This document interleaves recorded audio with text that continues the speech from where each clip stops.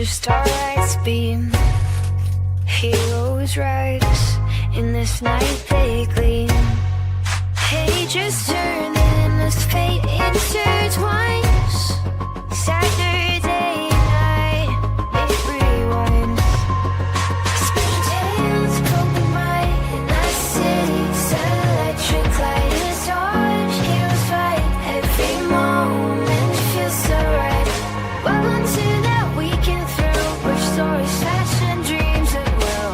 In this world we take a fight, Saturday night special guide in the night. Wonders, heroes unite. Comics and anime and bring new light. Journey through panels and vibrant screens. This colorful tapestry. Welcome. It's Saturday night, which means it's time for Saturday Night Special, the sixth best show on Renovision. With comments such as, "For the love of God, let your friend stay where he's at," SNS, and "that channel is a rest area toilet bowl, and you don't need any more stinking up the best comic YouTube show going. And this is an absolute terrible watch. Such douche chills." How about we check in with Jedi Johnson and see if he thinks the boys are ready to start the show? But yeah, I still think we're more prepared than SNS, even with the rush we did on the show. Well, shit, I hope you boys are ready to bring the mayhem, because an all-new episode of Saturday Night Special starts in 3, 2, 1.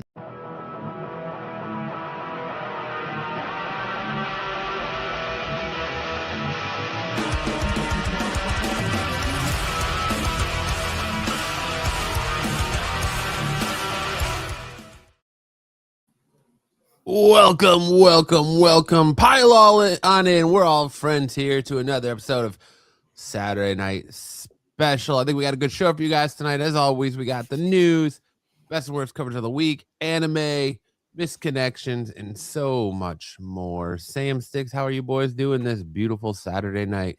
I'm doing really good. Really good. I do want to start off with a little bit of tooting my own horn. Other than what you saw, other than what you heard already. Look at this. Look at this guy. Got a champion in the house. Championship.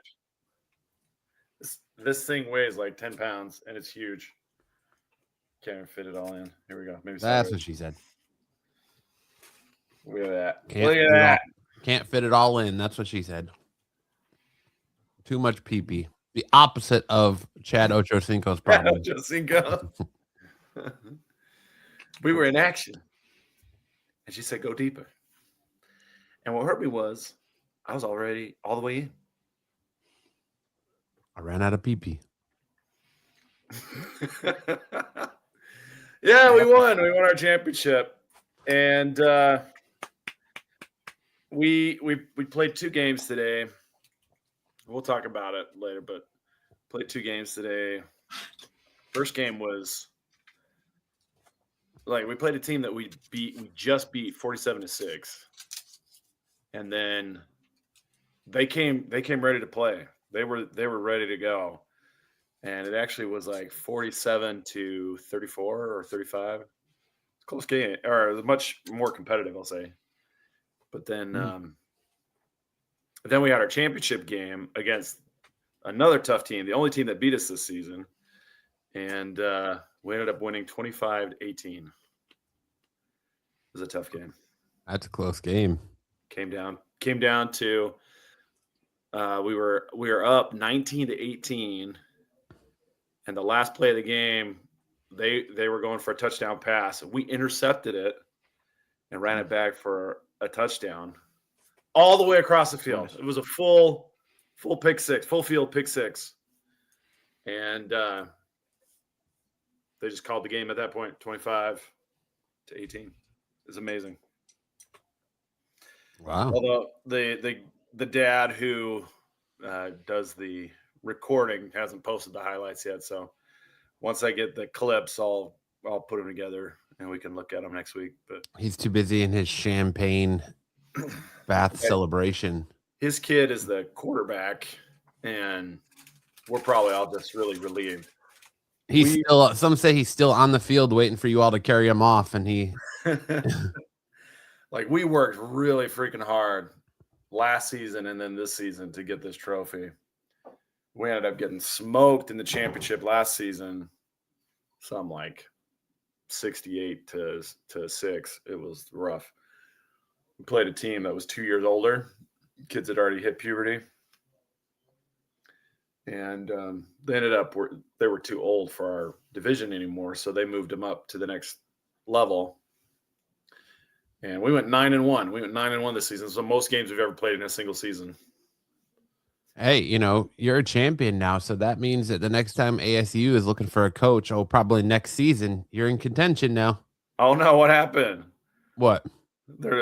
I thought they had a great relationship with their coach. They do, but it's ASU. They're gonna suck and probably end up firing their coach. Yeah, he's a good coach. Dillingham's a good coach.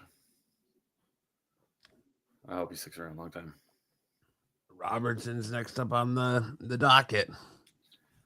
Anyway, yeah, we had a great night. Ed was like, what did Ed say? He said, "I'm hoping to hear a segment on how Sam's kids were juiced up on Mountain Dew and won the championship."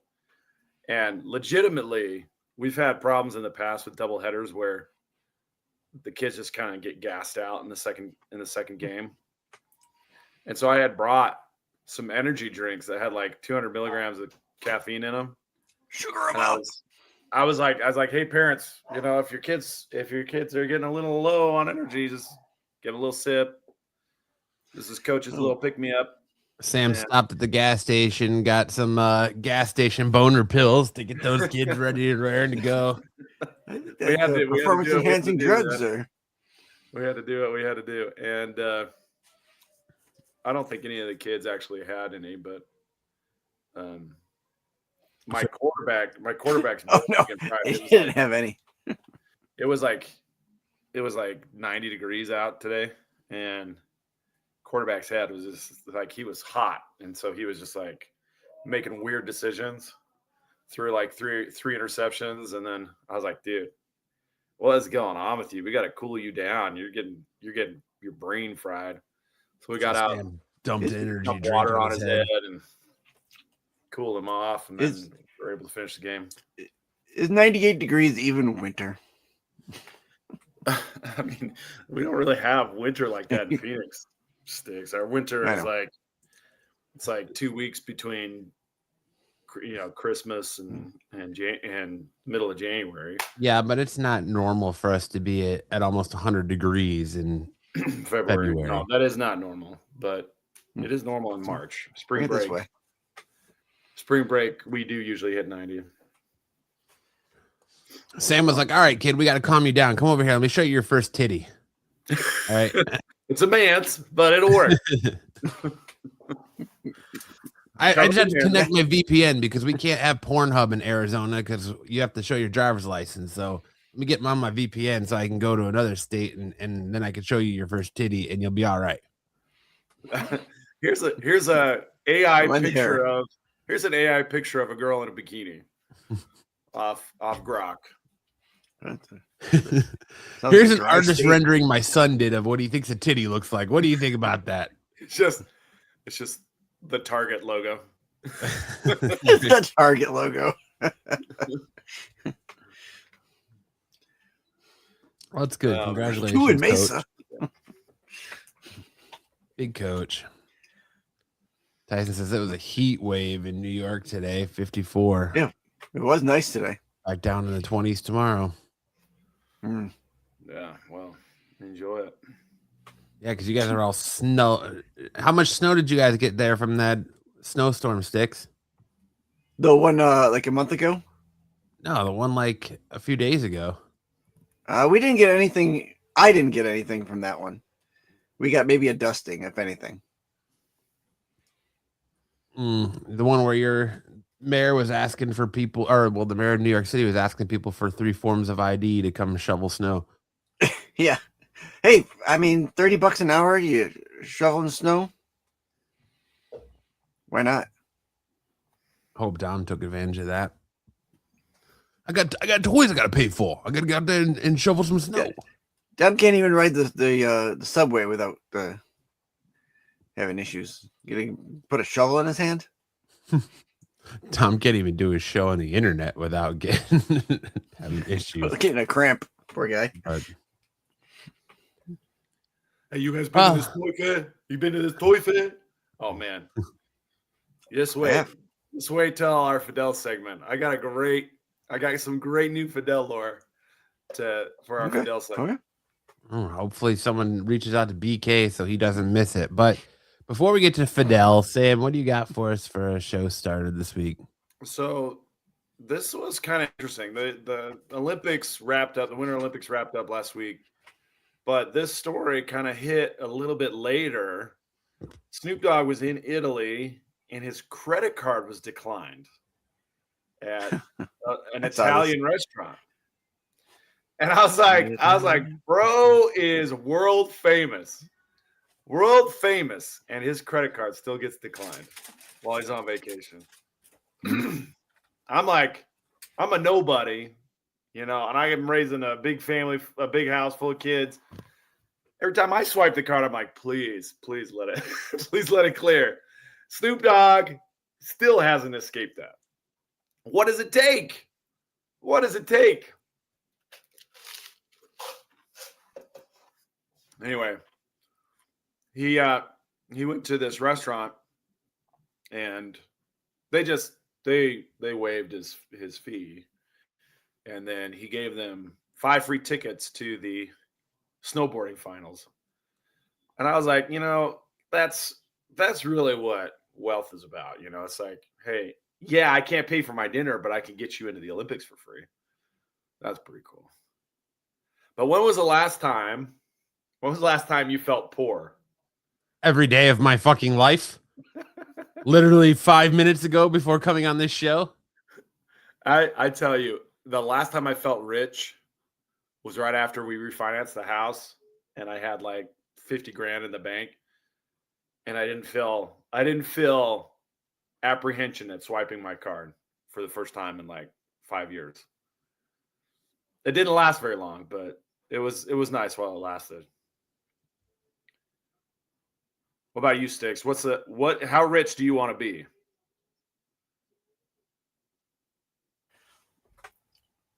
I'd like to be comfortable where I don't want to be exorbitantly rich. I don't want people knocking on my door wanting money, but I want to be just enough to where Sticks I must get be through the so things I rich need. he can go, oh man, it's hot. Let me just top my brow with this $100 bill. I don't have any. I don't have a bag of money out here like Marco. So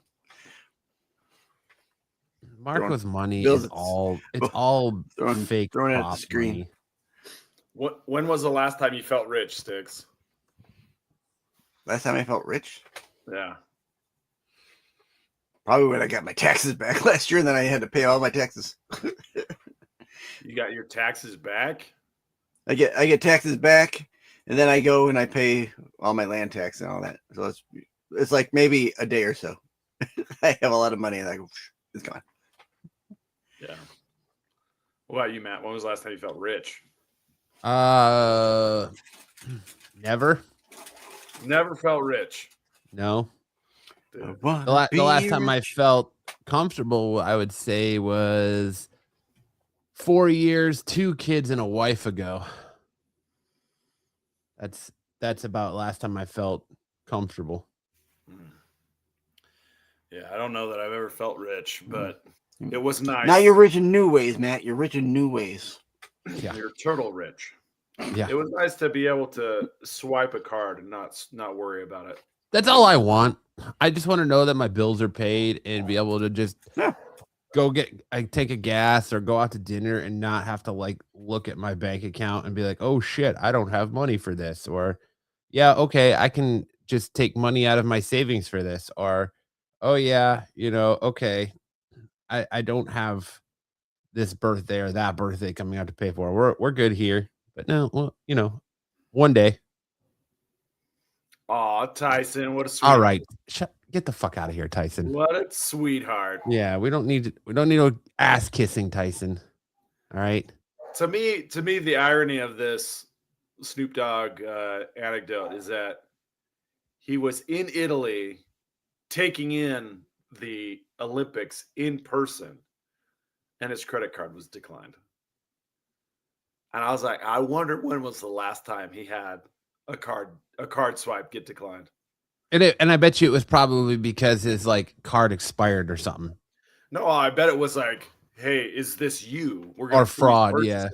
We're gonna a fraud alert. We're gonna freeze purchase until you clear it. And since he was in Italy, it was a little weird and it took some doing. Yeah. Computers don't care what your name is. They just know, hey, he doesn't usually buy things from Italy. Right. Because he probably just Flag. couldn't go to his hotel room and get the fucking fat stack of cash he probably got there too, and just go pay for his bill, or because Venmo or Zelle isn't a thing. Be like, hey, yo, I'll Zelle you the money I owe you. Come on. Yep. But yeah, I'm having been to Italy myself. I will say my card was not one time declined in Italy. Every swipe was good. So I got one over on Snoop right now. There you go. Anyway, that's it. I just want to be able to go to the comic book store and buy a book and be like, man, I can't afford this White Skies number one. I $5.99. better put it back. Yeah. White Sky first print. Only $50K. I can't afford this dork. I can't afford this new comic like the last 3 weeks it comes out and just explodes day one. Can't do it anymore. Can't afford all these buy sticks. Can't afford all these variants, all these blind bags. Hi, sticks. But I don't know what those. all right. We got some good news to talk about today. So let's get into a little bit of news.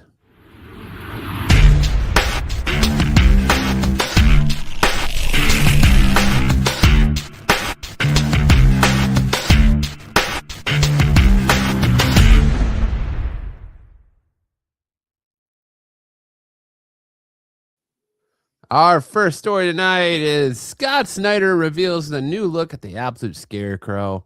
Most fans and critics generally agree that Scott Snyder and Nick Dragotta have breathed new life into Batman, delivering a bold reinvention of the Dark Knight for a new generation of comic book fans. Fans have seen terrifying versions of Poison Ivy, Bane, Joker, Penguin, Killer Croc, and more in the pages of Absolute Batman. And up next will be an interesting new take on Dr. Jonathan Crane, aka Scarecrow.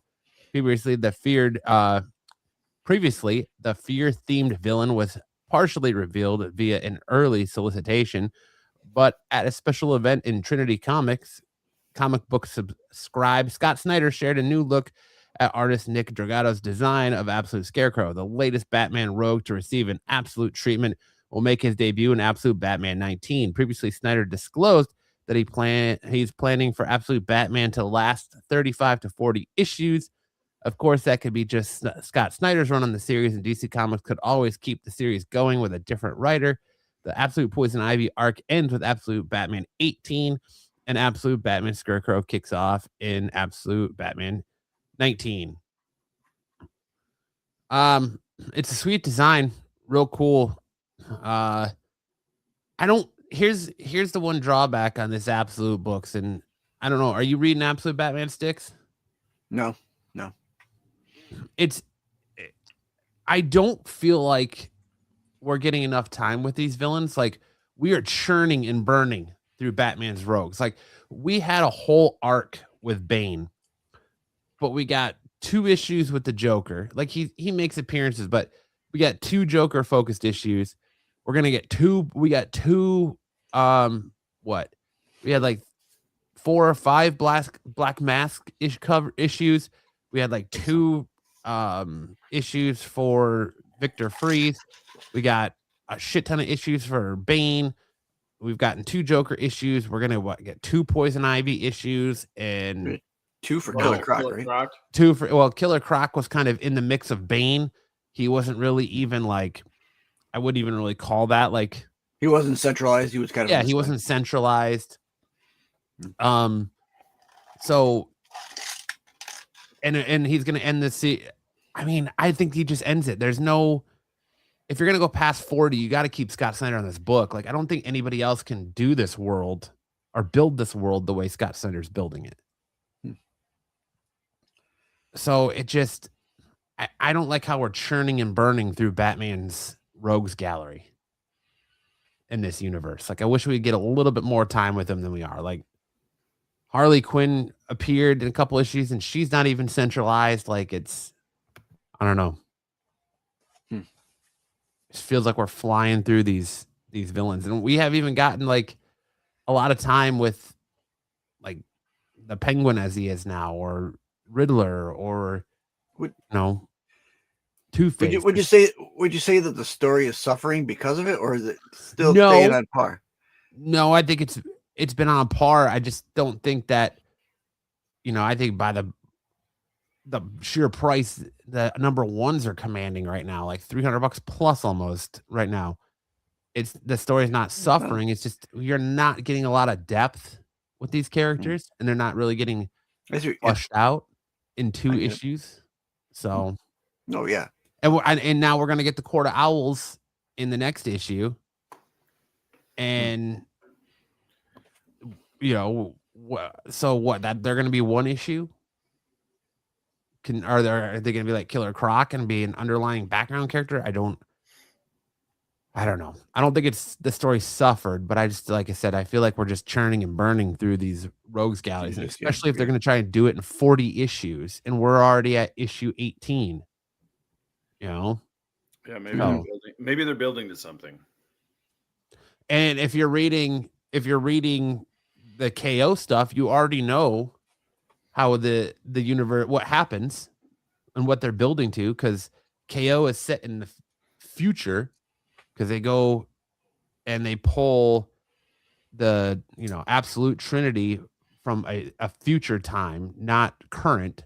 So that's how they got around not having the events of KO spoil what's going on in absolute. But, I don't know. Absolute Scarecrow looks pretty cool. Let us know what you think. It's far. Got those Coraline eyes. Yeah, Grant Morrison to take over. I don't know, man. I don't know if I would want. I think if anyone was going to take over, I think I would want it to be Joshua Williamson, someone who's working on like KO and working very closely with Scott Snyder.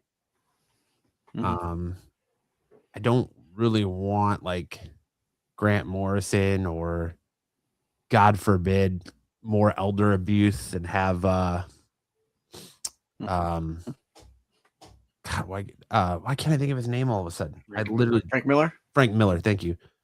Brain farted, but I don't know. You had me at elder abuse. Yeah, I figured you would get it when I said elder abuse. But all right, moving on. We got our first look at the God of War TV show for Amazon, and let's just say it is not receiving stellar reviews by fans of the God of War franchise. Sony Pictures Television. What's that? Yeah, why? I saw that too. Hopefully you'll explain it, but yeah, that was the thing. It's like, what's going on there? Sony Pictures Television and Amazon MGM Studios have announced the production has begun for the upcoming Prime Video series God of War. With that comes the first look image of star Ryan Hurst and Callum Vinson in the roles of Kratos and Atreus, the iconic characters they portray in the live action adaptation of Sony's massive popular ancient mythology themed God of War video game. It's also been confirmed today that Emmy Award winning director Frederick Toy, who did Shogun, The Boys, and Fallout, has signed on to direct the series' first 2 episodes. At the first glance, the show is visually very faithful to the video game it's based on, similar to our first look at Prime Video's Tomb Raider series. It's hard not to think cosplay when looking at an image like this. However, fans demand faithful adaptations, and that's exactly what God of War has delivered. Hurst looks leaner than the video game Kratos, which is a problem. He's got a dad bod. Kratos is jacked, and this Ryan Hurst has got a dad bod. So unless they're gonna like digitally add muscles to him in post, he's got a dad bod. People are complaining about the beard, that the beard looks very scraggly and weak compared to Kratos's. Some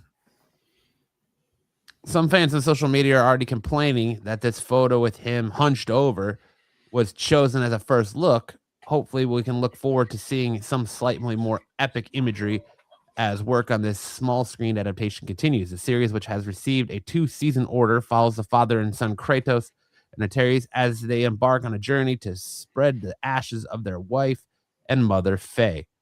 Through their adventures, Kratos tries to teach his son to be a better god, while Atreus tries to teach his father how to be a better human. So that's kind of what it is. Is they're complaining about Kratos having a dad bod and him not looking as jacked and having a proper beard and the little I can't ever pronounce his name right. Atreus or Atreus. Atreus. Thank you. He should have more of a shaved head instead of having like a bed head. He looks like I don't know if you know who Nick Frost is. I'm sure you do. He looks like someone shrunk Nick Frost. So if Bella Ramsey isn't the little boy, I'm out. Well, I guess I'm gonna be a dad. I'm gonna be a dad. If Rob Liefeld does anything in the absolute universe, I'm out. I will start boycotting comics. Absolute tiny feet. Yeah, absolute no feet. But I mean, well, okay. Here's the thing: Amazon Prime did a really good job with the Fallout series. They did not do that good of a job with the Lord of the Rings, Rings of Power. How am I going to grab you by the short hairs? But you know, this could work. I don't know. It's about story. It's about character. You know. Yeah, but with the video game adaptation, we saw it with Sonic.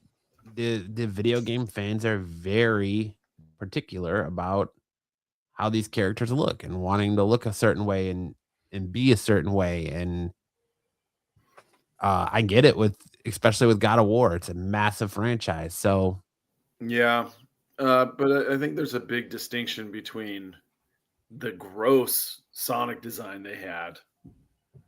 You know, that was weird. That Sonic design they had was weird compared to what they ended up with. So this just seems to be like a difference of scale rather than of kind.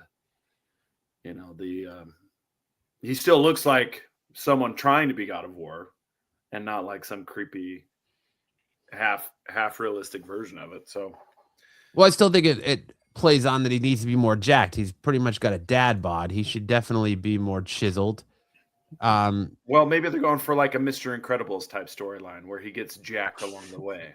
Maybe, but you would think that it felt like, I don't know. It almost feels like the way things have progressed that they were just not as far. Like, I don't know if Amazon was like, look, we need to start shooting now. So you need to cast someone and get them in.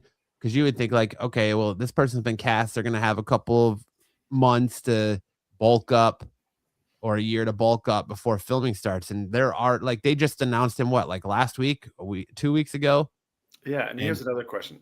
Has it even begun filming or is this just like a screen test? No, they have begun filming.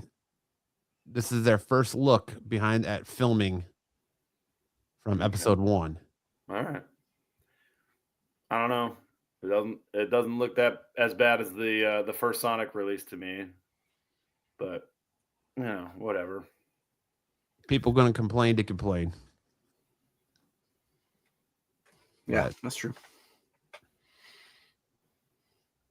Boy. And it's interesting that they're going, for me as a fan of the game, I think it's interesting that they're picking up following the story of the most recent Sony games, and they're not going to go back as far as like the original God of War games, and maybe they will, where the reason Kratos is white is because those are the ashes of his first family that are all killed. And he's cursed to have their ashes stain his skin. So then he goes and meets Faye, and they have their new son. So this is like his second family, and it's interesting that they're following the new Sony game, the new God of War stuff versus the old stuff first. But maybe we'll see all that in flashback and all that. Who knows? But there you go. They might figure people know that story already. So let's continue on from where we're at. And they can weave in the older stories as like flashbacks, you know. Yeah, just like you said, flashbacks, definitely. There's just a lot of good God of War stuff out there. I mean, to be inclusive, I mean, how many times have we said we don't need another Superman origin? People, once you start retelling the origin left and right, so maybe they just said, let's skip over the origin. People can go to the video games for that, and we'll just continue on from the most recent iteration.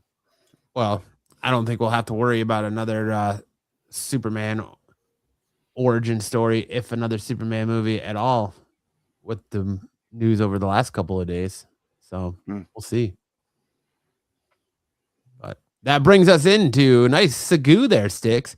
Paramount plans for Warner Bros. Discovery, HBO Max, and AI production in DC Studios revealed as Netflix backed out of the deal because, keep up. They gave up. Paramount came back with a $77 million offer, and Netflix said that was too rich for our blood and backed out. And now Warner Brothers is going to take the Paramount deal. Netflix will not purchase Paramount Skydance, will not match Paramount Skydance's offer for Warner Brothers Discovery, leaving the Ellison family-owned studio to acquire the company's film, television, and cable network assets. According to Bloomberg, Paramount intends to keep much of the company intact, with chief executive officers and controlling shareholders David Ellison set to keep the creative teams for both Warner Brothers Pictures and HBO in place. That likely bodes well for DC Studio CEOs James Gunn and Peter Safran. I disagree with that. The biggest change would be a consolidation of marketing and distribution teams. Interestingly, Ellison plans to merge HBO Max into the existing Paramount Plus streaming platform, kind of like what Disney's doing with Hulu. So HBO Max will be no more creating one service featuring the libraries of both companies to make Paramount Plus more compelling for subscribers. The report also reveals that Ellison will leverage artificial intelligence to produce more movies and TV shows and intends to release 30 films a year from the combined companies. He's a big supporter of the theatrical experience. He's going to create AI slop. Yes, he is. Feature-length AI slop. Yes, well, don't take this deal. I don't care how much money it is. This is crazy. Like this deal was inked. The big winner. I thought it was done. Big winner here is Netflix. Big winner here is Netflix. Netflix got almost $3 billion out of this breakup. They really were not. The market was not friendly with them because while the deal was still pending, their stock price kept dropping and dropping. And the minute the deal fell through and they got their payout, their stock shot way up again. So Netflix is the big winner here. We'll see what happens with Warner Brothers. I don't think this is going to be good for James Gunn and Peter Safran. Tyson says goodbye, James Gunn. He's out. He's going to be gone. I don't know. Yeah, I tend to agree with you, Tyson, on the Ellisons. They have a certain loyalty, and the latest Superman movie probably rubbed them the wrong way. So I do not see them sticking around for very long. And I mean, I can't believe that they're letting them create such a monopoly in the entertainment industry, because I didn't even know that he was behind part of the group that bought 80% of TikTok in the US. Yep. And then they own what was the other one they just bought? They just bought another company, didn't they? CBS Paramount. Yeah, CBS Paramount, which is CNN and like all these other news networks. And now you're buying WB. So It'll be interesting to see what they do with the comics division if that gets touched. Although I don't think the comics division was part of this deal, but who knows? It's just going to make Paramount Plus more expensive. Yeah, for sure. Yeah, I guess it'll consolidate though. It'll consolidate what you're buying. The two things you're getting one.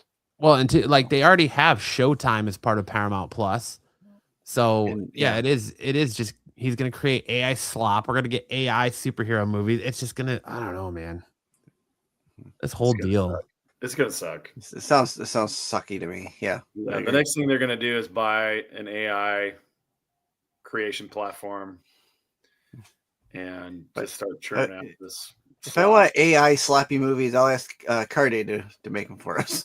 I don't think very many people subscribe to Paramount Plus, unless you're a big Star Trek fan. But that's where all this. I have it for local channels. I have it. Yeah, I watch my wife and I watch Ghosts, so I have it just for that.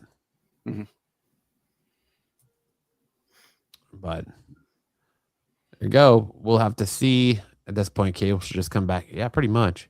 We'll have to see what that means for DC and James Gunn moving forward. But yeah, I mean, I thought I was the same boat, Sticks. I thought it was a done deal too. And then Paramount's just like, oh, we're just going to keep throwing money at you. We don't want to take this. We don't want to take this lying down. We're just going to keep throwing money at you. And I think, like Sam said, Netflix did the right thing and being like, oh, well, that's too rich for our blood. See you later. Well, there was that whole thing with Paramount was they weren't even using their money. They were borrowing the money to buy it, and it's just all. So I thought that cracked the deal because they didn't want to deal with that, and they were already passing out emails. Oh, we took over and blah blah blah. And that's the other thing that I left off here because I didn't want to get political. Because Cosmo says regulators still haven't approved the deal. The CEO of Netflix apparently went to the White House like days before it was announced that Paramount made this other offer. And there's a lot of speculation that he was told things he didn't want to hear about that deal not going through. So that's why Netflix backed out too. So, because Ellison and Trump are boys. So that's pretty much means it's going to get pushed through. So same thing with the TikTok deal. It's exactly what happened with the TikTok deal. It's all political bullshit. You are 100% right, Tyson. Sadly true. Sadly very true. Sony boss confirms live action Spider-Verse will be rebooted after previous box office flops. Sony Pictures partnered with Marvel Studios in 2015 to bring Spider-Man into the MCU. Starting with Captain America Civil War, the web slinger's popularity on the rise, Sony decided to move forward with its own spider-adjacent projects. Starting with Venom in 2018, the movie bombed with fans and critics, but made $856.1 million worldwide. The sequel, Venom Let There Be Carnage, and Venom The Last Dance grossed less, $506.8 million and $478.9 million. So they are progressively down movie after movie, respectively. But were still moderate hits. Outside of the Lethal Protector, Sony found little success. Morbius made only $167.5 million. It's Morbin time, baby. And that's even with a return to theaters because everybody was busy when that original release happened, right? No, isn't it again? They were busy with the second return to theaters too. Yeah. Madam Web followed with $100.5 million, and Kraven the Hunter was the biggest flop with a lot of a mere $62 million. I think by that time everybody knew what kind of slop they were getting with these movies, and they just decided not to go. Oh, it was just garbage. Shortly after the movie released at the end of 2024, we heard that Sony had shelved all of its live-action spin-offs to focus on Spider-Man Beyond the Spider-Verse and Spider-Man Brand New Day. Taking on the town with Matt Boley, Sony CEO Tom Rothman was asked if the studio will go back to live-action Spider-Verse, to which he responded yes.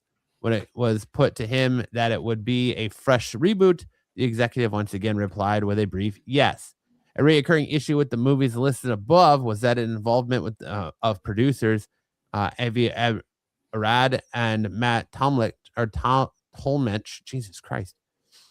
Depending on how Spider-Man Noir is received later this year, it's easy to imagine Phil Lord and Christopher Miller being tasked with hitting the reset button on the franchises. Rothman also commented briefly on the long await for Spider-Man Brand New Day, noting the scarcity has value. You've got to make the audience miss you, he added. I'll just tell you this. There are two people about whom I would say this, and maybe more if I think about it, but there are two that come to the top of my mind. Never bet against James Cameron and never bet against Kevin Feige. He knows what he's doing. Pushed to weigh in on the Marvel Studios' recent struggles, Rothman said they've engaged course correction, less television. I think it was the television and the elaborateness of all that interconnection that made you have to be so inside or else you felt excluded. Mm-hmm. And that was that was a mandate that Feige was given by a prior administration at Disney. He's a good corporate soldier, so he did what he was asked to do. Rothman noted, but I think he knows very well that now a degree less will be more, and it was still much more. Have no worries for Avengers Doomsday, guys. Oof. So we're gonna reboot the Sony slop, and if I have a feeling they reboot their new universe with Miles Morales as their Spider-Man. I think they have to in order to keep the rights. I think they have to make a movie every few years to keep the rights to Spider-Man. But I think they let Marvel have Tom Holland, they let Marvel have Peter Parker, and they move forward with Miles Morales as their Spider-Man, even though I'm sure Kevin Feige wants Miles in his universe as well. Yeah, at some point, sure. I think they move forward with Miles Morales here, and they potentially do a Into the Spider-Verse type movie where technically they gotta finish it first. No. I mean, like a live action, like Spider-Men, like based on the Spider-Men comic book run. They might do that where like Miles or Peter gets sucked into that universe and him and Miles meet, even though technically they're in that same universe still, unless they go with a different version of Miles. But I think that's how they get around it. They let Marvel play with Peter Parker and they move forward with this universe with Miles Morales. Because I think they've learned that these characters, there's two instances that these characters don't work. They don't work without Spider-Man, and they don't work as anti-heroes. Like you can have a movie. I would be totally cool with a movie where it's focused on a villain and they make you sympathize with the villain like they did with Thanos. And Spider-Man, it's the villain going after Spider-Man. So it's like from the villain's perspective. But you can't make these movies where you have to try and make someone else the villain of this villain's story and make you care about it and push that through. Yeah. You know, like who are you making the villain of Morbius' story other than Dracula, I guess? Like it just doesn't work without a Spider-Man of some sort. So hopefully they learn from that. Hopefully on that reboot, they have some form of Spider-Man, even if it's like a Gwen Stacy or just something like that. This universe just doesn't work. Well, I don't agree with that. I think it could really work. The movies like John Wick give us kind of a template for how to make these things work. You have to create a very cool world, like the Continental is a very cool world because it has these rules and it has these it's a cool world inside of a world. Yeah, and you could do that, but the thing that I think it was lacking was some thread that tied everything together. And the thread could be Oscorp, right? Because they're all basically, I forget what they call it, but the genetic engineering that Oscorp does and all the different kind of scientific research that it's doing could be the thing that ties everything together. Because Morbius could have been a researcher for Oscorp, and Kraven could have been, kind of an acquisition hunter for things for Oscorp. That would be something that kind of ties it all together in kind of the same kind of Continental vibe, like John Wick. And then you have in John Wick 4, you have this conflict between two very, very cool characters. And then they did the spinoff with the ballerina. And that's kind of the template. All of those have been really cool movies about really cool characters with really, violent. They're very violent movies, and they're very anti-hero-y, and so that's kind of a template. I wish they would kind of take a cue or take a page out of the John Wick playbook and just let them be violent, but set them kind of on the chessboard of the Continental, but instead of the Continental, it's Oscorp, and there's all these kind of like high-tech sciencey things holding them together. But so my rebuttal to that is I don't know if that works in Marvel, because you have a template for these villains. You already know the backstory you don't have that for John Wick.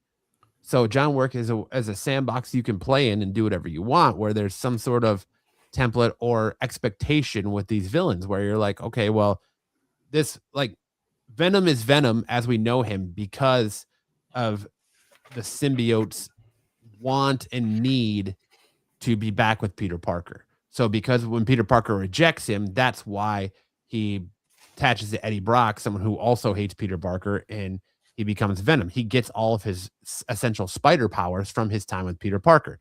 So, like, Spider-Man is always that, like, to use a term for Marvel, he's that, anchor being for all of this. So you kind of need him for all of this. Otherwise it doesn't work, as we saw. Like, Venom having spider powers and web slinging and all that doesn't make sense. And looking the way he looks doesn't make sense because he gets that look from being attached to Spider-Man. Sure. Like Kraven the Hunter. You were completely missed the mark with that character. He's going after poachers and he gets attacked by a radioactive lion and gets lion blood. He makes out with the radioactive lion. This is crazy. So you have to give us a reason to care about these characters and a villain that makes sense. I mean, if they wanted to come in, create their own character for this kind of stuff, just set in that universe, and they have run-ins with these other villains, okay, like, that makes sense, I guess, if you're playing with your own toys. But you're playing with someone else's toys here that already have a established and very fruitful backstories. So I don't know. He looks weird without the symbol. Yeah. Well, we'll see what happens. Maybe they could do a little of both. We shall see. And we'll see what Brand New Day does, because they're about to run the gambit with everybody in Brand New Day. So, because you're supposed to get Scorpion, Tarantula, just everybody and their brother in Brand New Day now. So we'll see what happens and how people come out after Brand New Day. July 31st. G.I. Joe is back in the news as they are looking to reboot this franchise and come out with another movie. And they have tapped disgraced Chronicle writer Max Landis to pen the new movie for Paramount. 7 years after being canceled during the Me Too movement, Max Landis is set to make a Hollywood comeback. The controversial writer has been hired to pen a new G.I. Joe movie for Paramount, and the studio has also enlisted Danny McBride, which is interesting, to write a G.I. Joe movie, to work on a separate script, with both projects potentially being combined down the line. As far as we know, the Transformers G.I. Joe crossover movie we heard first about in 2024 is still moving forward, despite previous misfires. Paramount clearly sees value in this franchise. 2029's G.I. Joe, The Rise of Cobra, grossed over $300 million worldwide, but was not well received by fans and critics. A sequel, G.I. Joe Retaliation, was released in 2013, grossing $375 million. Reboot Snake Eyes, G.I. Joe Origins hit theaters in 2021. It was a critical and commercial flop. Do we need another G.I. Joe movie? Another live-action G.I. Joe movie? Yes, we do. Why? The Baroness. Well, okay. Sydney Sweeney as the Baroness. Now you're talking. I like where your head's at. Sienna Miller in tights will stick with me forever. Or Gina Carano as the Baroness. Okay, yeah, Matt. Now we're talking. Let's get a muscle mommy in those pleather tights. Let's do it. She looks smoking now, dude. All of her fight shit against Ronda Rousey. Oh yeah, all the promos, Yeah. dude. Yeah, yeah. Imagine her dressed up like the Baroness. Come on, bro. You kidding me? I think Danny McBride writing a script is very interesting. Yeah, that's definitely where that's like a Seth Rogen taking on the Ninja Turtles. You know? Yeah. Like I love Danny McBride stuff. Like I like This Is the End. I love Vice Principals, Eastbound and Down, Righteous Gemstones, but I don't know about G.I. Joe. Yeah, unless they want to be really, really humorous. Yeah. They Unless tried want that to with be- Marlon Wayans and it didn't work. Right. But Yeah, Yeah. they killed him off in the sequel. No, they killed everybody off in the sequel. They killed everybody off in the sequel. speaking of Marlon Wayans, did you see the trailer for the next Scary Movie leaked? Yeah. Have you watched it yet? No, I haven't seen it yet. Dude, it looks so funny. It does. I just saw a little bit because they were like, "Yeah, Scream 7," but really, it's where Scary Movie 6 teaser is going to drop. Yeah. People are just recording the teaser. It hadn't even been put online yet other than leaks, people recording it from the theater. But it looks really funny. They're going after everything. So Good.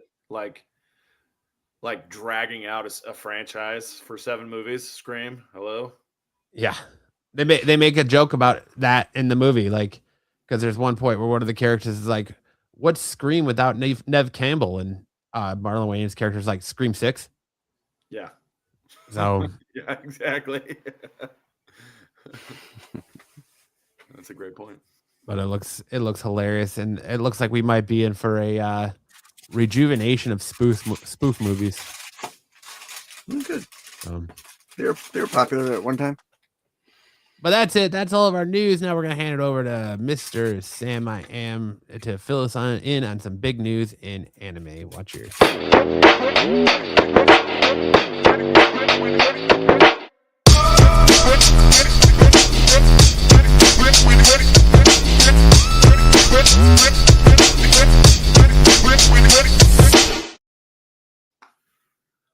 There we go. Nice. All right. So first up, we did get more information about Jujutsu Kaisen Modulo, which is the sequel series to JJK. It is just about wrapped up. The super climax of the series is coming next issue. We have chapter 23 coming this issue, and then 24 is going to be the big climax, and then it will probably end with chapter 25. And there's a big chance that it will end with the elimination of cursed energy and the end of cursed spirits or curses on Earth. So we'll see what Yuji Itadori has planned or what Gege Akutami has planned for this series, but it's wrapping up in just a couple weeks. All right, then we have the confirmation of the air date for a series that I've been following along in Shonen Jump. It's called Akane Banashi, which is about the Japanese art of storytelling called Rakugo. And the anime was going to do like a big premiere event in Boston and New York at some conventions. And they finally dropped when the air date is going to be, which is April 5th. It will probably hit Crunchyroll or other similar platforms around the same time. But it looks gorgeous. It looks like a great series. And hopefully it has the same kind of charm as the manga. So look forward to Akane Banashi coming out in April. All right, next up, we've got some more character leaks. Now, the Netflix season 2 of the Netflix One Piece live action has been dropping all kinds of lore that we didn't get reading the series week to week or watching the anime week to week till much, much, much, much later. So they're trying to kind of build those same Easter eggs, those payoffs that come much later in the story for the manga only or the anime only crowd. They're trying to build them in now so that we can get that same payoff, but much sooner. One of the characters that eventually becomes a big part of the Straw Hat crew of One Piece is named Brook, and he's a skeleton. And he has some role to play during the events of season 2 that you will see. But there's other characters too. Like there's one called Bartolomeo. There's another one called Sabo. There's another one that they leaked, Ace, Port Custody Ace. These are all characters that have bigger roles to play in the future, but they keep planting cameos and Easter eggs as the series is going along. So I'm really excited for season 2 that's dropping March 10th, which is only just 10 days away from today, which is a Wednesday. Or Tuesday. It's a Tuesday. And this guy, Marshall T. Botchaman, is going to be playing Brook, who is going to be a big character in the future. It also tells me that they're planning on many seasons. We would expect this guy to probably appear in season 7 of the show. So let's hope that it goes all the way to season 7 so we can see this seed get planted and pay off. All right, and then our last bit of news, we got, is this the last one? No, second to last. We got new Pokemon Winds and Waves games coming out for the Switch 2 in 2027. The Pokemon live stream on Friday announced new mainline games, and they announced 3 new starter Pokemon. We got Brout, who is a grass type. You got Pombon, which is the fire type, and you got Gekwa, which is a water type. And they're adorable. I like the dog one in the middle. It looks very cute, and I can't wait to see how this game plays out. It looks really cool. So Yeah, they need a punch. They need a punch. Someone was like, "Oh, let's see what the evolutions look like," and they were all the one that the wrestler one, the fire cat wrestler one, and I was like, "Oh, that's hilarious." Anyway, I think they look great. All right, let's move on. Last bit of no, you're going too fast. What? There's nothing there. What the heck? Okay, well, there's. Don't look at me. Oh, I didn't. Got to maybe refresh the slideshow, but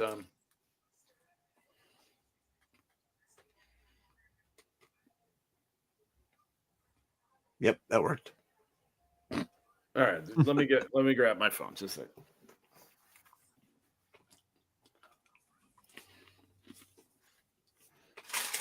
Nope. Dead slides.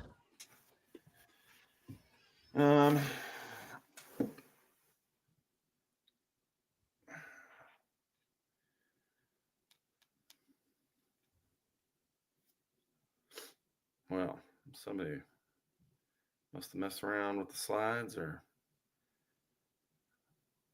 the slide deck got messed up. Alrighty. All right, so that was the last bit of news, but the next piece up is Chainsaw Man. So we got Chainsaw Man making some progress. I'll show you the slide there. There we go. All right, so he's had some really rough times, and Yoru, who is the god of war, says, "You're fine with just being friends?" And he says, "I want a friend I can have sex with." And then Yoru says, "I'll let you have sex with me." And he's like, "Hell yeah." So that's our manga update with Chainsaw Man. Woo. And then Getting his chainsaw polished. in the next slide is our high fidelity. No, it's Dean Tales. No, it should be. The slide should be. I'll just show you. Right here. My man Fidel was at Dodgeball this week, and you can see he's lost a ton of weight. He has not shipped off to Iran, thank goodness, because the naval base in Iran got blown up or got attacked. But here's the new Fidel lore. So everybody needs to go get BK, but new Fidel lore. We were driving. I went to pick him up. He's like, hey, you can come get me, or can you come get me? And I was like, yeah, sure, I'll come get you. And then as I'm pulling in, I see him climbing into an Uber. I'm like, what the heck, dude? What the heck? You can't wait 10 minutes for me to get here? And he's like, oh, yeah, sorry. So he cancels his ride, cancels his Uber. I was like, dude, that would piss me off. Yeah, it probably did. It probably got him a 2-star review. And then he hops into my car and he's like, hey, yo, what up, Sam? I haven't seen you in a year. Haven't seen you in a whole year. I was like, what the heck? What's with your accent, dude? He's like, oh, you know me. I'm from Brooklyn. I'm from being in the Navy. They told me to embrace who I was. So I'm embracing my Brooklyn accent. I was like, what? I was like, when were you in Brooklyn? He's like, when I was 13, I went and lived with my uncles, and now I have a Brooklyn accent. I was like, okay. I was like, okay, man, I love it. I dig it. I dig the accent. Let's lean into it. And the more he kept talking, then it started going into like a Boston accent. He's like, what did he say? He's like, oh yeah, we need to go get my car. I need to get a car out of the yard. And I parked my car in Harvard Yard.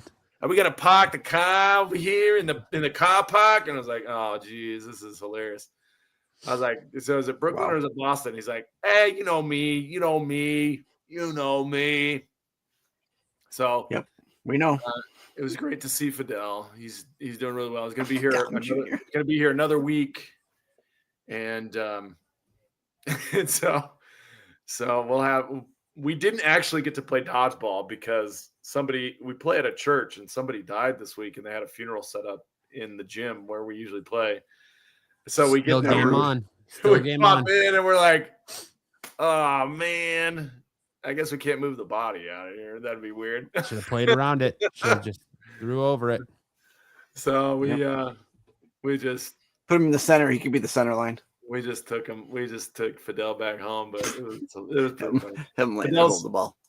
Fidel, I'll tell you this: Fidel has grown up a lot in the Navy. I'm really proud of him for the strides he's made towards, whatever goals he's had. He's planning on being in the Navy for a long time. But it is good. Did he smell like weed when he got in your car? He didn't. He smelled like fresh laundry. Oh, that's good. He smelled very nice, and my sons who are with me were very relieved because we've had times where we picked him up and what he smelled like was that he had left his clothes in the washer for a week. Oh yeah, musty and it was just like, what are we doing, dude? Rolled on the windows. So it was rough. What do your kids call him? Do they just call him Fidel, or they call? Is he like Uncle Fidel? Shit. No, they don't call him Uncle Fidel. We don't call him Uncle Fidel. But yeah, that's pretty much it. And then I don't have any highlights to share, so we'll just move on. We'll move on to mega character matchup where we have Black Bolt versus Kraven the Hunter. Sam, why don't you refresh the people on Kraven? Yeah, sure. We've got, let me zoom in a little bit. He's got an 80 out of 100 for intelligence, 60 for strength, 65 for speed, 70 for durability, 75 for agility, 80 for reflexes, 90 for combat skill, 85 for stamina, 95 for stealth, 85 for weapon mastery, and tactical prep is 95. So he's got 2 skills that are just shy of 100. He's Very. what they call a formidable opponent. And Black Bolt. Now we've got Black Bolt. Black Bolt has an 85 out of 100 for intelligence, highly strategic ruler, deep scientific and cosmic understanding. He's a 90 out of 100 for strength. He can augment strength via electron manipulation, among the strongest in humans. His speed is 80 out of 100. He has superhuman movement and hypersonic flight. 95 out of 100 for durability. Can withstand cosmic level impacts and energy blasts. His energy projection is top of the charts. His voice can 100 out of 100. His voice can destroy mountains or planets, electron blasts, rival top tier cosmic beings. Combat skill is 70. He's trained but relies more on power than martial arts.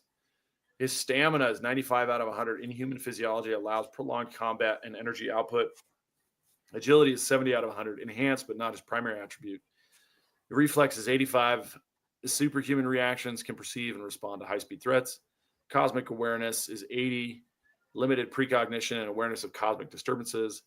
Electron manipulation. He can channel, shape, and weaponize electrons for various effects. But of course, the thing he's known best for is his voice destructive potential. 100 out of 100. A whisper can level cities. A scream can destroy planets. All right. The scenario. All right. I have to say going in, this doesn't seem like a level playing field. But here we go. The location is a remote uninhabited island in the North Atlantic. Black Bolt is here to stabilize an unstable energy rift. Kraven, hired by a shadowy organization, as always, as ever, that wants a sample of Black Bolt's electron manipulating biology. Biology arrives believing he's hunting the ultimate prey. Kraven knows nothing about the voice. He only knows the readings say power beyond any creature on Earth. He prepares accordingly. Kraven spends days studying Black Bolt from afar, noting his meditative stillness, his lack of verbal communication, his energy fluctuations, his reliance on calm emotional control. Kraven builds a plan around disruption, not domination. Sonic dampeners to interfere with electron manipulation, tranquilizer. He has all kinds of sonic dampeners. You know, these things, that's like his get out of jail free card. Tranquilizer cocktails designed for cosmic physiology. Oh, thank goodness he has tranquilizer cocktails designed for cosmic physiology. Nets woven with vibranium mesh, camouflage, and scent masking. Like, who cares, dude? You're going up against, the voice of God. Okay, whatever. Battlefield of traps designed to force Black Bolt into predictable movement. Kraven believes he can force a submission. He is wrong, but he gets closer than any human should. Round 1. Fight! Kraven strikes with a vibranium-tipped spear, a sonic disruptor, a barrage of electrified nets. Black Bolt reacts instantly, using electron manipulation to create a silent shockwave that vaporizes the nets and sends Kraven flying. Kraven survives, barely, thanks to potion-enhanced durability. We've seen that move before. Black Bolt raises a hand, signaling a warning. It's like Jonathan Kent when the tornado's coming. Black Bolt raises a hand, signaling a warning. Kraven misreads it as hesitation. He presses the attack. Kraven uses the terrain to stay mobile, forcing Black Bolt into close quarters where his voice is unusable. He lands several hits, pressure point strikes, toxins, and even a spear that pierces Black Bolt's armor. For a moment, Black Bolt is genuinely surprised. Kraven roars, "Even gods can bleed." Oh, look who just showed up after the Fidel segment. Black Bolt's eyes glow. He has decided the hunt is over. Black Bolt unleashes a controlled electron burst that disarms Kraven, a gravitational pulse that pins him to the ground, a silent concussive wave that shatters Kraven's armor. He never uses his voice. He doesn't need to. Kraven tries to rise, broken ribs, shattered gear, bleeding heavily, but Black Bolt places a single finger to his lips. The meaning is clear. If I speak, you die. Kraven, for the first time in his life, accepts defeat. Winner, Black Bolt, effortlessly. Black Bolt wins decisively because his electron manipulation alone is enough to incapacitate Kraven. His durability and energy output are far beyond anything Kraven can meaningfully damage. His voice, even a whisper, would atomize Kraven instantly. He can fly, generate force fields, and unleash cosmic level blasts. Kraven's traps and toxins cannot overcome Black Bolt's power scale. So our winner and new champion is Black Bolt. Finally, Kraven goes down. Like Fidel, who was deported from Arizona to New York, we're gonna have to see who Black Bolt. Hey, yo, might we be. got a new winner here. We got a new winner. His name's Black Bolt, Black Brooklyn. We call it Brooklyn back in the day, back when I was a kid.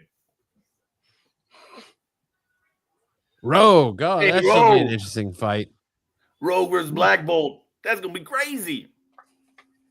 That should be a real interesting fight down the pipeline. Rogue versus Black Bolt. Next week on Dragon Ball Z. That brings us to our best and worst covers of the week. And kicking us off for the worst covers of the week, we have this Moonstar #1, Marcus Martin cover. Looks like she's been hit in the face with a frying pan. Took a brick to the dome piece. Not a great cover. What do you think of that cover, Samuel? I don't really like it that much. Then we got this Nicholas Draper Ivory Batman Static Beyond cover. Fucking just look at it. Static is packing. He is absolutely packing some heat down there between the thighs. Look at these biceps on him too. Good grief. That's like a huge cod piece he's got going on there. Oh yeah. He's definitely got an eggplant down there. Man. I mean, who wouldn't love a superhero costume with just some neck pillow support right there too? Yeah, for sure. He could fly endlessly without ever getting a crick in his neck. Gotta be comfy. It kind of looks like the artist started to draw Black Panther, especially like the gauntlets and the hands. Let's draw Black Panther. Oh, you're supposed to be drawing Static. He's like, oh, fuck. All right, let me just throw a giant life jacket on him and we'll be all right. We'll give him a massive cod piece in return. Not a big fan of that. Then we got this cover B on Teenage Mutant Ninja Turtles Godzilla. The Juan Ba variant. It literally looks like this Donatello has a dick on his head. I was gonna say it looked like Metalhead as Mechagodzilla, but yeah, it's Donatello for sure. It's the Michelin Man. That looks so bizarre. Yeah, it's not great. And then we got this Lucas Warnick on Iceman Omega. Oh, dude, he's having a heck of a time. He's like, this is the best time I've ever had. Look at me sliding down my own ice beam. It looks like he's throwing a fart at you. Yeah, it looks like he's cupping. He looks like he's cupping and ass blasting it at you. He's having just the best time. It's that time of my life. I mean, Living his best life. Yep. He looks like Ellen. He looks like Ellen DeGeneres. He does look like Ellen DeGeneres. Yes. And then, of course, we got this Young Bloods #4 by Rob Liefeld. Oh my gosh. This looks so What I want to know, and maybe it's just pure Rob Liefeld talent, that how does this guy up here who has really no face have the same facial expression as everybody else? Oh, you nailed it. I was thinking the same thing. It's like he has no face, and yet the same face as everyone else. Everyone else. And just look at look at the size of this shoulder and then his skinny little arm. Like, look at his little T-Rex arms. He's so funny. Oh That pouch is bigger than his schlong right here. Like, what are we doing? This is so funny, dude. I love how big his calves are, or how big his thighs are, and then he's got these little itty bitty calves. It's perspective, Matt. Yeah. Matthew, come on, it's perspective. Yep. How about anatomy? Let's get some anatomy going here, all right? I literally think this character in the middle here is Rob Liefeld because he's kind of got the same like comb over Rob likes to rock. I'll put up a clip so we can compare. I'm technically not an educated person. How am I going to grab you by the short hairs? Same Looks Rob just Liefeld like him, hair. dude. Identical. Of course, they all look just like him. Now that we're talking. 100% Rob hair. But good old Robbie L. That was hilarious. I'm glad he's drawing something. Then we get into our best cover of the week. We got this cover C, George Molina variant on Batman #7. Joker coming to the Matt Fraction Batman universe. I love me some Joker, but why is it so quick in the Matt Fraction universe? It just seems like if Batman sales are dipping, they give us a Joker story. And I feel like because Absolute is outperforming the main Batman title, they're going to the Joker well already. BK, you've lost all credibility if you think that cover has style. Liefeld Not a good definitely style. jerks off to all of his art. Yeah, you could say that. The black and white version of this is really cool too. Then we got a good Moonstar Joshua Sway Swabby cover here. Definitely a lot better. And it's interesting that of all the New Mutants, she's getting her own spinoff. But definitely a lot better than the previous cover we saw. She doesn't look I like thought she it was an hit a interesting brick. choice too. I don't know. It must have been on the wheel. Shit, Moonstar, Right. Right. And we're getting Star Wars Shadow of Maul prequel book, I'm assuming, or companion book to the series that's coming out. I'm sure you'll hear Believe more it's a about it prequel. tomorrow night on the Star Wars show with Dom and the boys. But I like that Bjorn Bernandez cover for Maul there. I hope he finds me. I really do. Because I will hit him with a Shawn Michaels level Sweet Chin Music. And I will grab him by the short hairs. Then we got this amazing Spider-Man 23 Ivan Talavera Venom cover. I showed this one a few weeks ago. I love this cover. Absolutely love this cover. There is a Lee Bermejo cover this week too, connecting cover over the next couple issues. This is a tie-in to the event they're doing right now with Venom, Carnage, and Death Spiral. I couldn't think of the name of it, but Death Spiral. I That love is this cool. cover. I like that cover. That's a good one. Sydney Sweeney, if she dyed her hair red and played Mary Jane, she's Probably got the bored better face. choice than whatever she did in Madam Web. That's right, Buffy. You got it. Sweet Chin Music, because Liefeld never sees feet.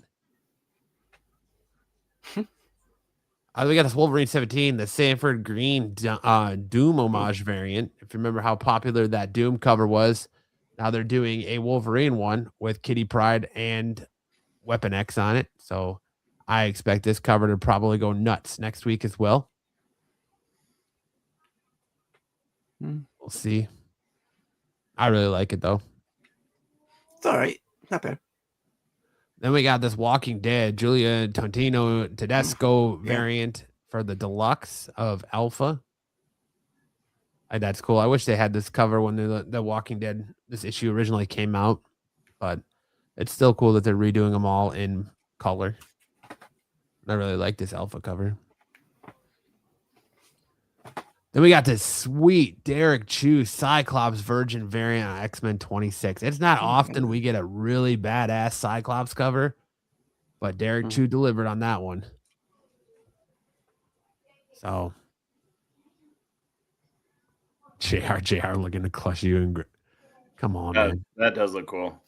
Kind of reminds me of the old X-Men arcade game. A little bit, yeah. Although he does kind of look a little Power Rangers-ish with his stance there, but still.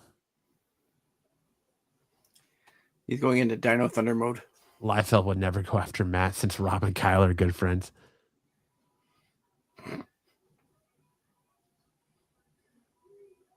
Oh, man.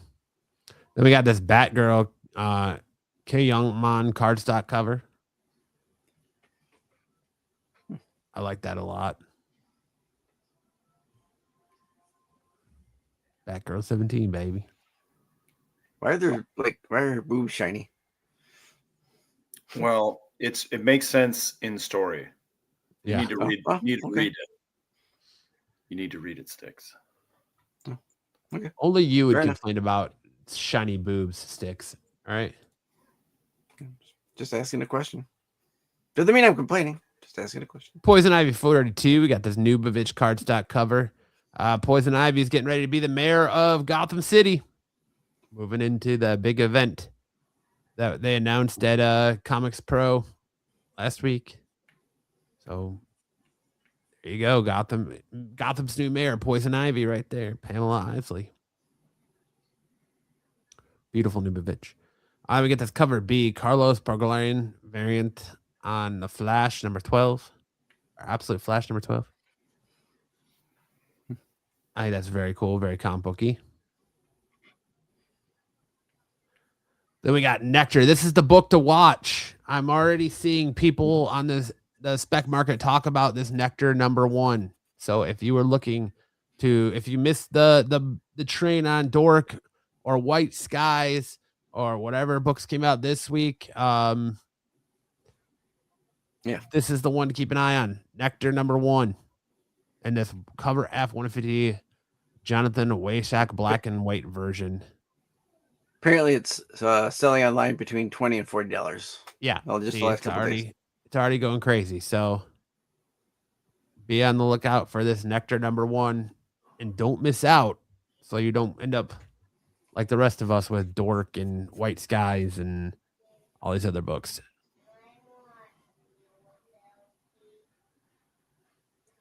Pete pre-ordered all the copies of Nectar, probably. So that's it for our best and worst covers of the week. Now we got our first appearances this week. We only got a couple here. We had Spider-Man Death Spiral. We had the first appearance of Torment, a new serial killer. I did a breakdown review of this on my channel. I fully believe I know who Torment is already. If you read God, I can't think of his name now. Charles Soule's Eddie Brock Carnage run. I think that Torment is actually Muse fused with a piece of the Carnage symbiote. Because there's a panel in issue 10 where Carnage is going after Muse because he wants Muse to be his new host. And Muse cuts a piece of the symbiote off, and Carnage cuts Muse's hand off, and Muse escapes. And I think that this is Muse infused with the Carnage symbiote. But we won't know until May because this is supposed to be a 9-issue event, and they added a 10th issue just so I shouldn't say Muse, just so Torment could have his very own complete origin issue. So we get to find out the terrifying origin of Torment in May. Got to wait all the way till May for that. Then we have Inglorious X-Force. We got the first appearance of Callie right here. She is a leader of the Mutant Liberation Front. So there you go. Still making new mutants here. And then we got Predator Bloodshed. We got the first appearance of a deadly predator who will compete against Earth's fighters in an underground martial arts tournament. Mortal Kombat much? Right. He will compete in Mortal Kombat. Mortal Kombat. By the way, Mortal Kombat 2 trailer, that movie looks like hot dog shit. Just throw it out there right now. Another Annihilation. Yeah. Carl Urban was not the right call on Johnny Cage from the trailer.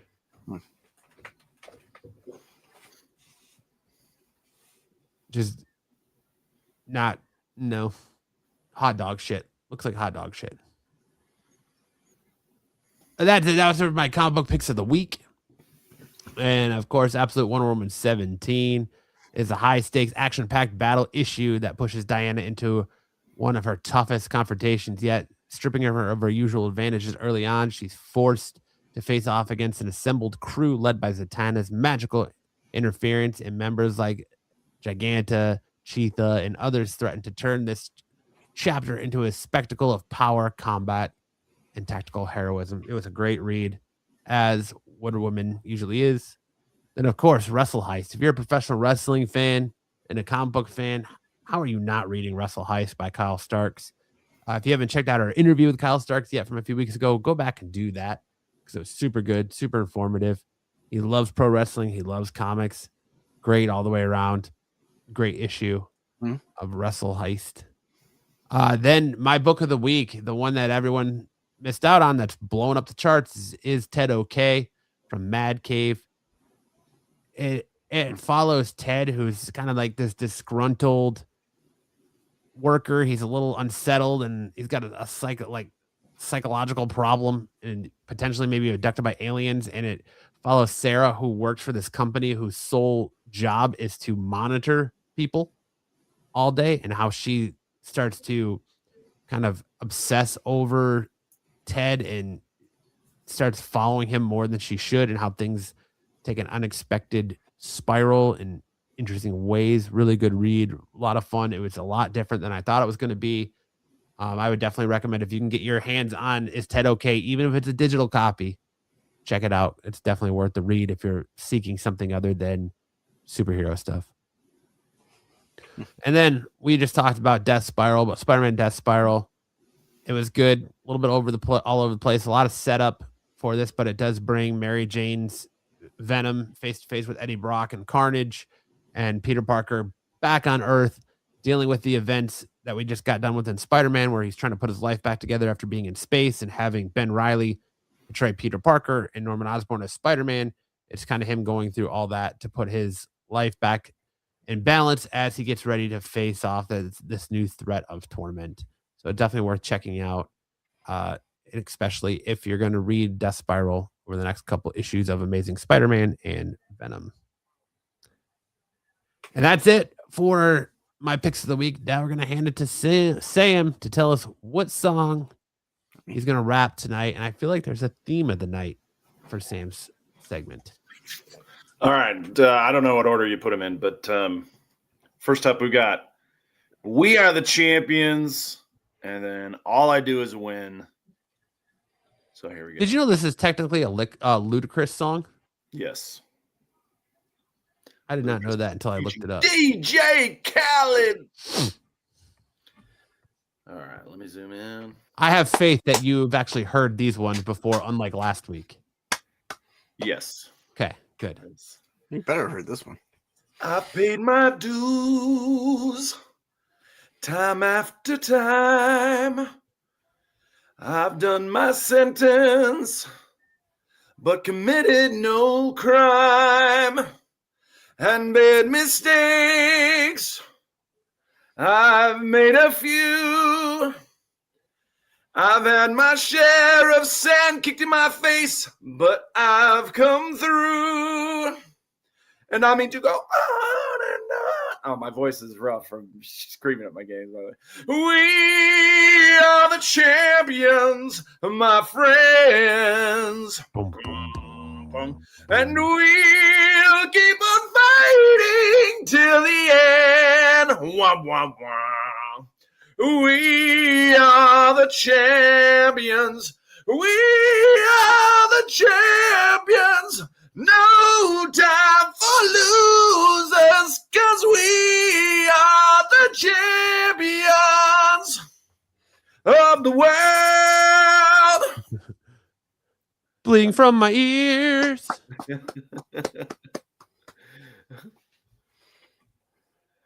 All right, here we go. DJ Khaled. All I do is win, win, win, no matter what. Got money on my mind, I can never get enough. And every time I step into the building, everybody hands go up. And they stay there, and they stay, yeah. And they stay there, up, down, up, down, up, down. 'Cause all I do is win, win, win, win, win.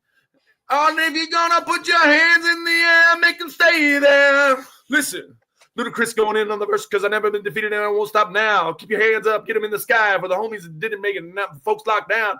I never went nowhere but the saying, Luda's back. Blame on the conjure and the hood calling Luda Knack. Is that what that says? Knack. And I'm on the foolish track, so I'm spitting my foolish flow. My hands are going up and down like strippers' booties go. My voice is still serving, tight like million virgins. Last time on the Cotton remix, now I'm on the original version. Can't never count me out. Y'all better count me in. Got 20 bank accounts count me in. Make millions every year. Yeah, the South's champion. Because all I do is win, no matter what. Got money on my mind, I can never get enough. And every time I step into the building, everybody hands go up.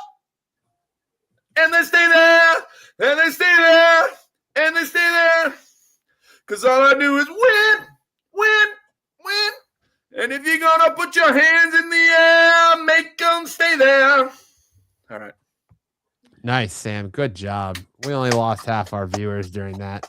Smashed it. There's the trophy. Is that true? Is that true? All right. And that brings us to our final segment of the night, the segment that makes everyone say, I don't want to talk about dudes and hot chicks. I just want to talk about comics and sends them running for the hills. It's time for Missed Connections.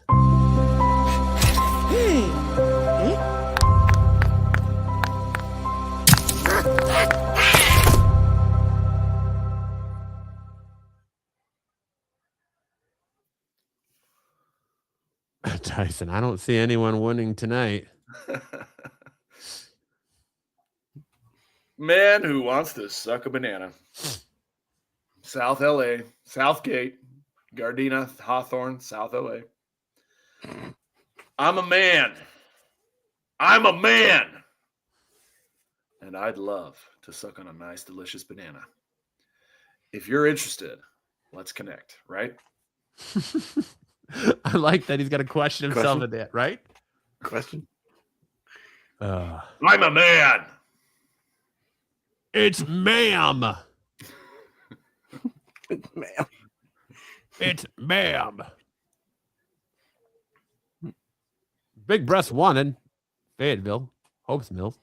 White male here. Need some nice big titties in my mouth. Hit me up, please. Man's thirsty. Man. Hey, He you knows know what he what? wants. Hey, if you never ask, you'll never be told yes. 100% right. Or You no. miss 100% of shots. 100% of shots you don't take. Yeah, that's right. Thanks, Wayne Gretzky. Question. New brothels. I am a man, and I want to see a male doctor. As he was talking to me, he kept playing with his crotch and adjusting himself. What does that mean? Was he just nervous? Is it just a habit? Was he telling me that he was interested? Or was it just wishful thinking on my part? Our repairman kept doing that at my house the other day, too. I'm interested in both, but didn't say or react to either. Did I miss an opportunity? I enjoy other men's butts and bulges. Is this an alien? Is this an alien? It might be. I am a man, and I went to see a male doctor. Come on. I am interested in both, but didn't say or react to either. This guy's a robot. What? needs What? to- It's the dude from last week's topic starter. I'm a human being. I'm I'm feel happy. I I'm feel healthy. I'm Yeah. a human being. He needs to do a CAPTCHA so we know that this is a real person. I am a man. I like men's butts and bulges. I am a man doctor. Oh. Watch me, Vidor. I like to be watched while I jail. Jail. Thanks for letting us know your kinky fetish. Pervert. May I eat your pussy in the parking lot? Don't care about age, looks, race, hairy, bald, whatever. Just be willing to let me eat it the minute we meet. I think you should care about age, dude. I think age should probably be like the most important part. Yeah, let's On your maybe listener. bump that up to the top Yeah. list of things to care about. Yeah. You know, maybe don't care about most things. You could say don't care about looks, race, hairy, bald, whatever. Age is important. Must be over 18. You might save yourself a Yeah, lot and of under 75. Let's also do yeah. that. You might save yourself a lot of court time and jail sentences. Yes. This is elder I abuse. agree with that. But White Daddy on a truck near West Pompano. Pompano. You were driving a truck with a huge tool. You were looking for a spot to park it, and I helped you. Hit me up again if you see this. Garage still available. You told you would need help parking a couple of times more. M for M. Nice garage, you told me. hey, this is a nice garage. Hey, this is a nice garage. This is a nice garage. Can you breathe through this thing? Can you breathe through this anus? This is a nice garage, guys. Sticks is getting a lot of fun euphemisms in his. I'm gonna just park right in here. Yours and mine are just like outright. No euphemism, no colorful language. It's just straight to the point. Absolutely. That's how Sticks likes it. I like the euphemism. All right, that's it. That's our show. All I do is win, no matter what. Yes, congratulations to Sam and his flag football team on becoming the champions. We are the champions, my friends. Good to see Fidel back. Gotta say thank you and what's up to GTK Comic. Thank you to TK.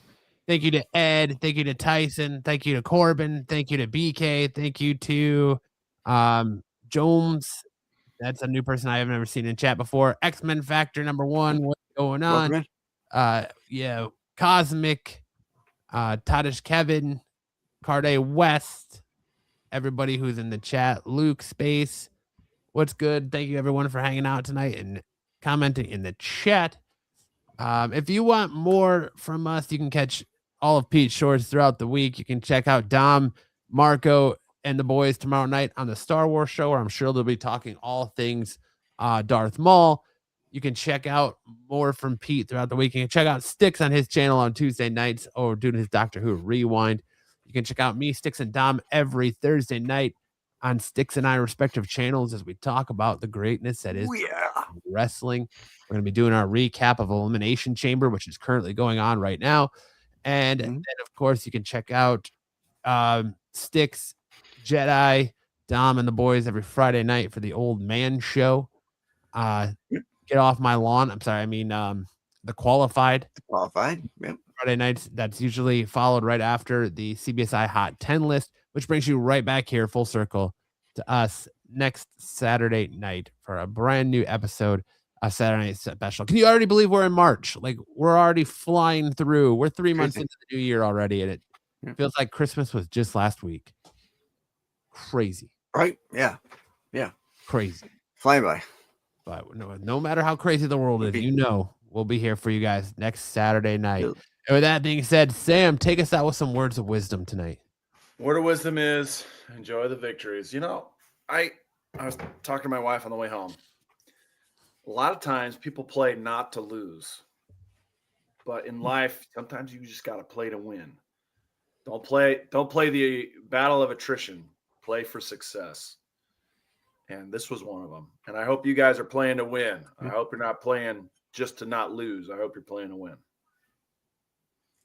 Very good. Very good sentiment. Play to win. Don't play to tie. Don't play to lose. Because all Sam does is win, win, win. All I do is win, no matter what. Have a great night, everyone. Enjoy the rest of your weekend. We'll see you guys next Saturday with more douche chills that only you can get right here on Renovision. Either you've got me confused with somebody else, or this is a joke.